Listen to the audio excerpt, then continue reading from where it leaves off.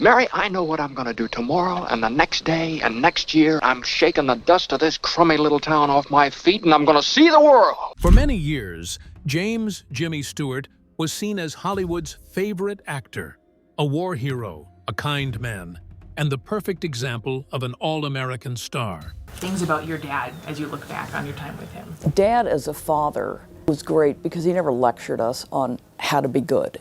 He didn't lecture us on... But now, many years after he passed away, one of his own daughters has come forward to share a side of him that the public never knew.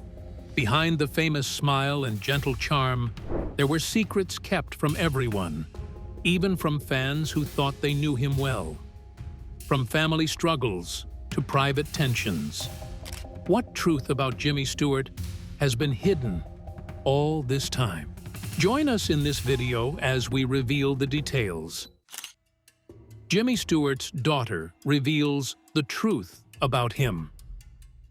Jimmy James Stewart built a strong and lasting name in Hollywood through steady work and personal discipline. He made appearances in almost 80 films during the course of his career, which ran from 1935 until 1991. He became one of the most popular and known faces in classic American films because of his long career. His tall stature, serene behavior, and very different voice were always recognized by those who were not able to recall his name. When he was placed third on the American Film Institute's list of the greatest male actors of all time, his fame and importance to movie history was formally acknowledged. His honest and real personality and openness, as someone viewers could relate to and trust, really added so much to his appeal. It took time for him to become well known. Before hitting a significant turning point in 1939 with the movie Mr. Smith Goes to Washington, Stewart slowly yet steadily gained recognition through smaller roles. He received widespread recognition for his performance and was nominated for his first Academy Award. His bravery and honesty on film struck a really serious chord with viewers. After that achievement and success, Stewart didn't fade. Instead, he kept becoming better. He won an Academy Award for his performance in the Philadelphia Story the following year. By this time, he had developed and turned into a major celebrity whose name could support a movie on its own, rather than merely a potential actor. Over time, Stewart showed his skills in a wide range of positions and different roles. He gained particular fame for movies that went on to become classics. It's a Wonderful Life was one of the most significant, although it wasn't a big hit when it was released at first. It eventually became a beloved holiday ritual. Also, he picked roles like Rope and Rear Window that were darker and more somber, challenging his pristine image. He also had a tough presence in westerns like The Man Who Shot Liberty Valance and excellent comedic timing in Harvey. This broad range showed that he was more than a one-style performer and helped him stay relevant for decades. A clearer picture of Stewart as a person comes from the memories shared by his daughter, Kelly Stewart. She chose a very different path from her father and became an anthropologist and teacher rather than an actress. Kelly often explained that her father was not a traditional or hands-on parent in daily routines. He did not help with homework or take part in many household tasks. However, she said his behavior and values taught lessons without words. Despite his massive success, he never acted superior or demanding at home. His calm nature and steady habits shaped the family environment. Kelly also explained that Stewart worked hard to keep his career from taking over family life. When he came home, Hollywood stayed outside. Although he sometimes reviewed scripts quietly, he did not bring fame or pressure into the household. His kids felt safe and normal because of this separation. Kelly recalled feeling appreciated and seen, something that many children of well-known stars never get to do. Even though he was quiet, his presence was trustworthy and honest. Stewart's treatment of non-family members also showed his ideals. He was well known for treating fans with courtesy, tolerance, and respect. He always personally responded to messages and seldom declined requests for autographs. With help from his secretary, he carried on this practice even as his health failed. He felt that everyone who helped him with his job should be treated with gratitude. His career decisions were likewise controlled by these principles. Stewart refused a number of important movie roles because they went against his personal beliefs and principles. He stayed clear of stories that showed family connections in ways that he thought were offensive or damaging. Also, he opposed subjects that he deemed unsuitable. It wasn't always easy for him to prioritize honors or money over morality, but he didn't waver. He gained a great deal of respect because of the consistency between his public persona and personal conduct. Ultimately, Jimmy Stewart's image is based not just on his movies, but also on the straightforward integrity and moral character he showed throughout his life. Many who were familiar with his story feel that his generosity and quiet strength still have an impact on viewers, families, and filmmakers who choose character over fame in the present and the future. Before James Stewart became the beloved star we know from Hollywood, what shaped him as a person and prepared him for a life of courage, creativity, and extraordinary service? Let's delve deeper. The early life and military service of James Stewart. James Stewart, one of the most loved actors in Hollywood history, was not always the movie star that millions of people would one day know and admire. Before he became famous for movies like It's a Wonderful Life and Mr. Smith Goes to Washington, he was a young man with big dreams and a sharp mind. Stewart grew up in a small town called Indiana in Pennsylvania. From a very early age, he showed he was smart and talented. He liked music. He liked drawing. He liked designing things. These were the kinds of interests that made him think about building and designing buildings. Because of his talents and his drive, Stewart went to a very important school, Princeton University. He started there and worked very hard. In 1932, he graduated with a degree in architecture. That meant he studied how to design buildings, how to plan them, and how to make them work in real life. He followed in the footsteps of his father, who had also gone to Princeton. Going to such a big, important school was not easy. Stewart's family owned a hardware store. They were not rich. Many people at Princeton came from very wealthy families, but Stewart worked hard. He studied hard. He made sure he could do the work and earn his place at the school. When he graduated, though, he faced a problem. He had learned a lot about designing buildings, but 1932 was the middle of the Great Depression. Jobs were very hard to find. Almost no new buildings were being built. Architects had trouble finding work. Stewart realized that it would be very hard to start a career in architecture at that time. So he thought about his other passion, acting. While he was at Princeton, he had been involved in theater. He liked performing. He liked being on stage. He decided to try that. After graduation, he joined a theater group in Falmouth, Massachusetts. There, he lived with another young man who wanted to act, a man named Henry Fonda. They became friends, and that friendship lasted a long time. From there, Stewart went on to Broadway and eventually Hollywood, where he would become famous. Even as his career started to grow, Stewart never forgot about service and duty. In 1940, when the United States introduced the draft, Stewart was ready to serve his country. But he ran into a small problem. Stewart was very tall, about 6 feet 3 inches, but very thin, weighing only 138 pounds. The Army had a minimum weight requirement, and Stewart was 5 pounds too light. That could have stopped him from joining, but Stewart was determined. He would not let a few pounds keep him from doing what he wanted. He began eating. He ate as much as he could. He ate constantly. Even when he was full, he ate more. He wanted those 5 pounds. He wanted to serve his country. And eventually, it worked. He gained weight. He returned to the recruitment office. This time, he passed. He became the first big Hollywood actor to join the Army Air Force.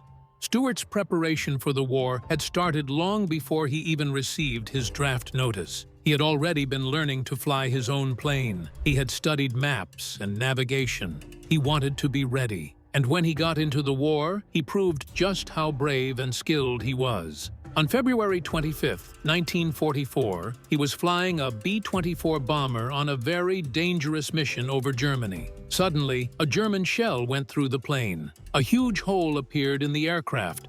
About 2 feet wide, the plane was damaged. Ice filled the cabin. 2 engines stopped working. The plane was shaking. Stewart and the pilot, Neil Johnson, had to fight to control the plane.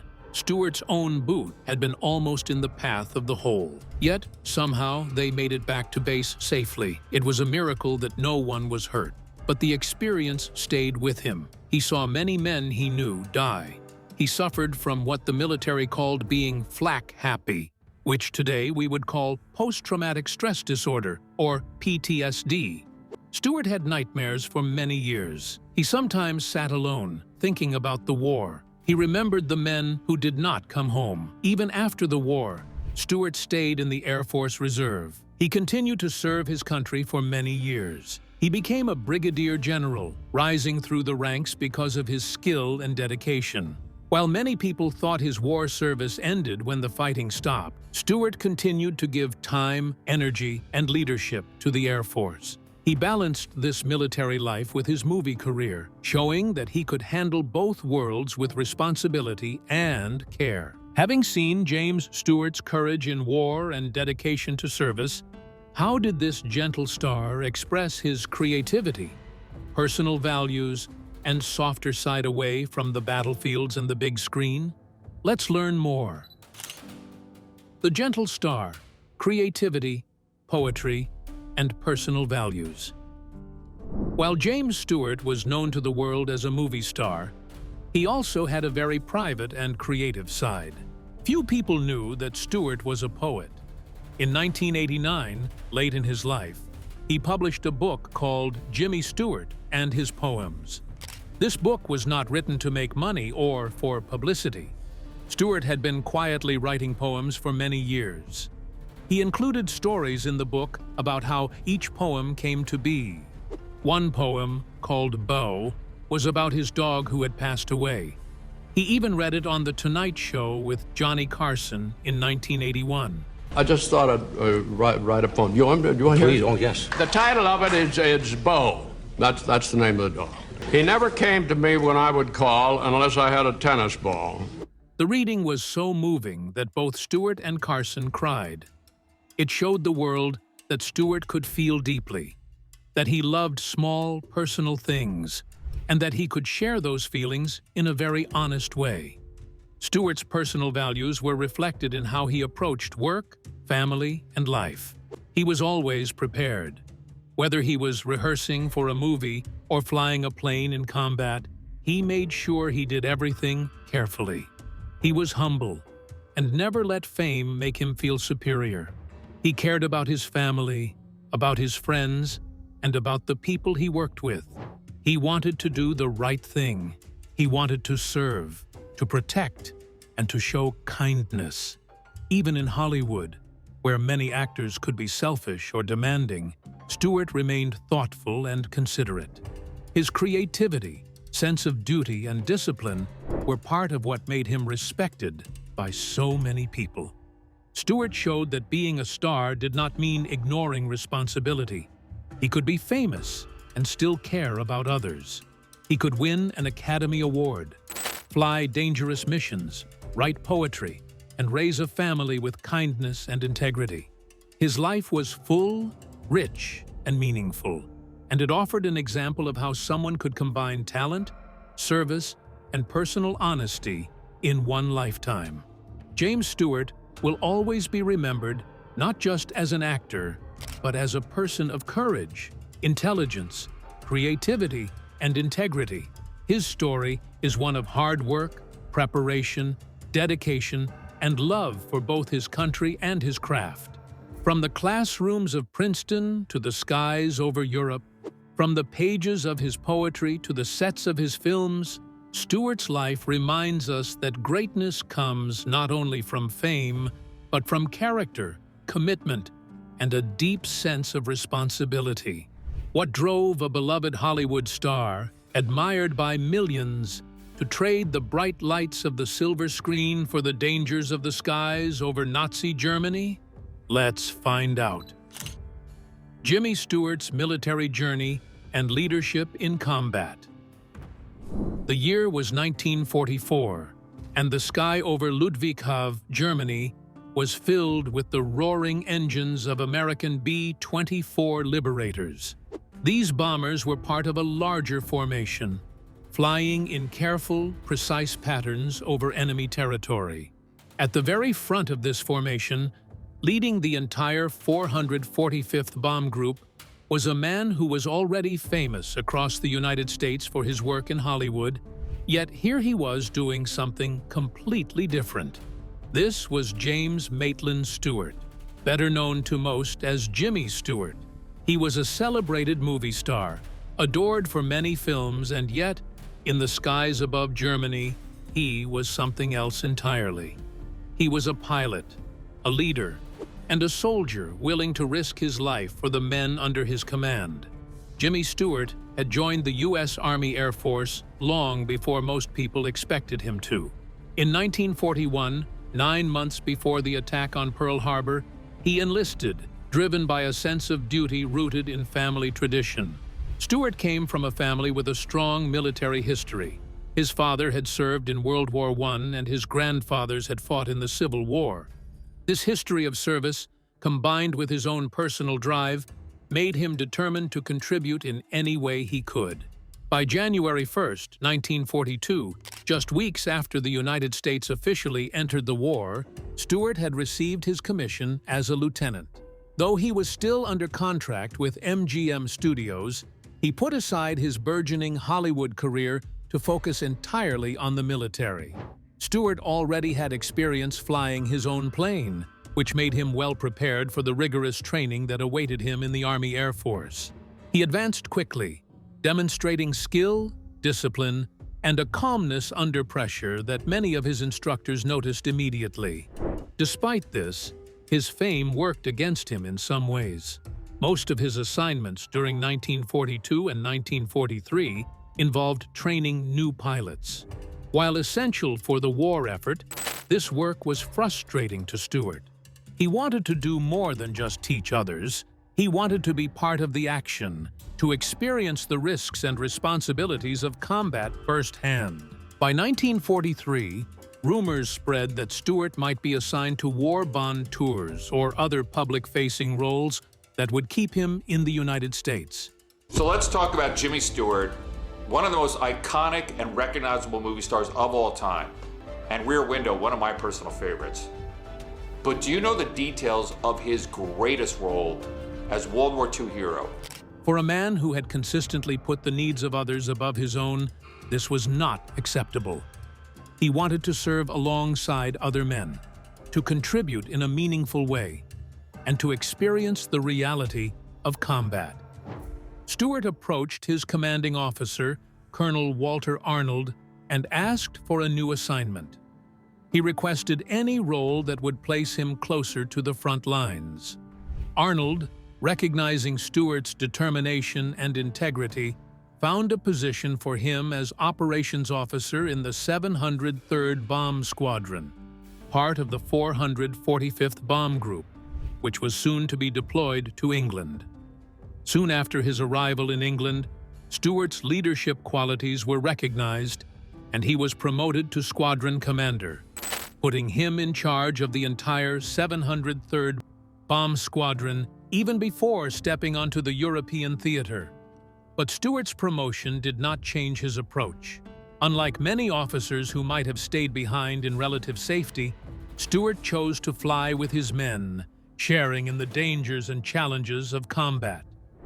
At 35, he was older and more mature than the young pilots under his command, which helped him remain calm in the most stressful situations.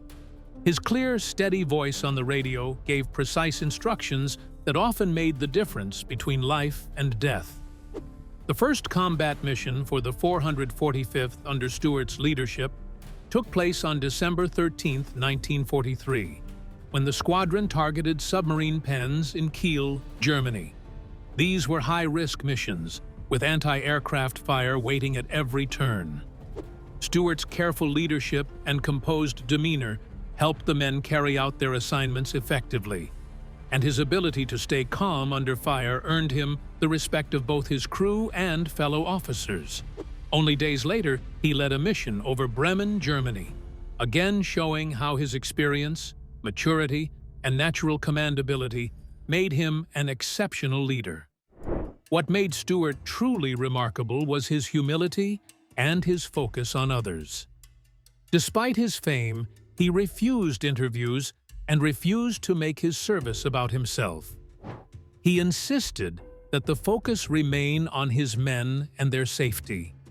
Stewart's dedication to duty, combined with his personal courage and leadership, made him an extraordinary figure in the U.S. Army Air Force.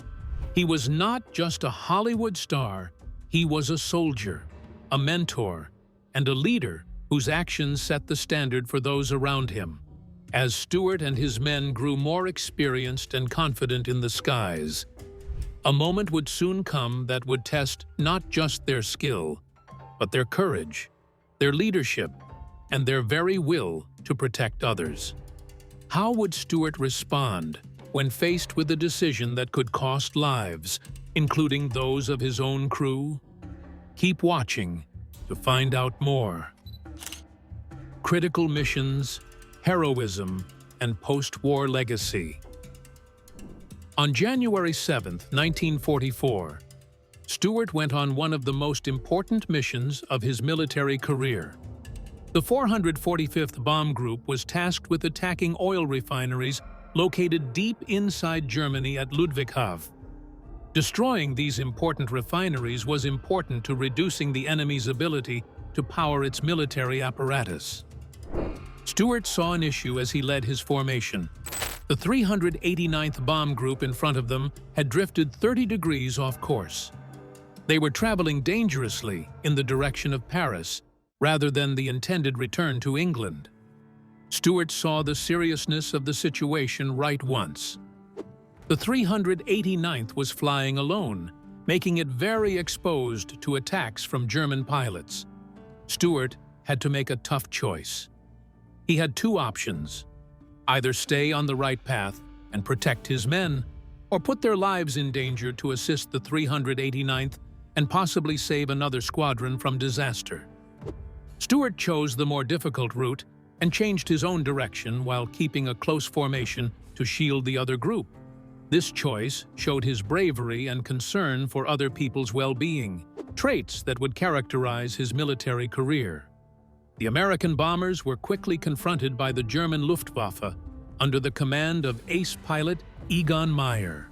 Flying carelessly, the 389th suffered terrible losses, including the destruction of several aircraft and the deaths of a lot crew members. Because of Stewart's meticulous preparation and the orderly formation he had maintained, the 445th was able to escape casualties.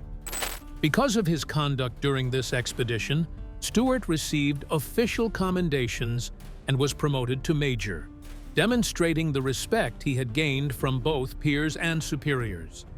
Stewart persisted in taking part in risky operations, such as Big Week in February 1944, when Allied bombers targeted vital German industrial and military facilities. Stewart consistently returned with his men unharmed, displaying skill, bravery, and poise. He later rose to the position of operations officer for the 453rd Bomb Group, where his responsibilities included thorough planning, briefing personnel, and making sure missions were carried out effectively and securely. His knowledge and experience were crucial to the unit's success. Stewart's military career had a lasting impact even outside of combat. He saw numerous young pilots under his command die, which had a significant psychological effect on him.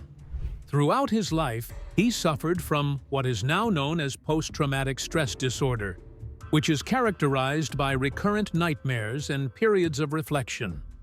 Despite these personal challenges, Stewart maintained his humility and dedication, focusing on the needs and safety of others rather than his own comfort. Even after the war, Stewart remained humble. He refused to speak publicly about his military service and instructed his publicist not to mention it, preferring instead to focus on his Hollywood career. He avoided acting roles related to the war, choosing instead to appear in timeless classics such as It's a Wonderful Life. Stewart's military legacy, however, continued to shine through his example of courage, selflessness, and leadership. Dad's military service and his time in the military is the thing he's most proud of in his life. And I think it is when he felt he really gave back. Beyond his service, Stewart's personal creativity also surfaced. In 1989, he published a book of poetry, revealing a deeply reflective and artistic side that few had known. He also made efforts to protect the integrity of classic films, famously protesting the colorization of It's a Wonderful Life in the 80s, demonstrating his respect for art and history. Furthermore, Stewart continued his military involvement after the war, ultimately achieving the rank of Brigadier General in the Air Force Reserve. Jimmy Stewart's life offers a powerful example of bravery, leadership, humility, and dedication. If James Stewart was the picture of patriotism, heroism, and the perfect American man, what hidden truths were lying beneath that carefully crafted public image? Let's take a closer look. The public hero and hidden tensions. James Stewart was one of the most famous and loved actors in the United States. People across the country admired him for his movies and for the kind of man he seemed to be.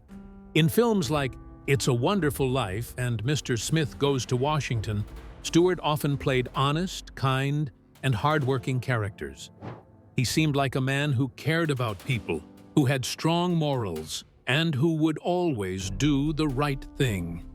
Americans believed he was a true hero, on screen and off. Jimmy wasn't some Hollywood show pony during the war. He was a legitimate, bona fide war hero and a badass. And this is his amazing story. Stewart was also known as a war hero. Yet, behind the public image, things were more complicated. According to people like Johnny Carson, the famous host of The Tonight Show, Stewart was not the man everyone thought he was. Carson, who welcomed thousands of stars to his show, reportedly could not stand Stewart. While cameras showed warm smiles, polite conversations, and friendly interviews, Carson privately felt strong dislike for Stewart. Staff who worked with Carson said he would visibly tense whenever Stewart's name appeared on the guest list.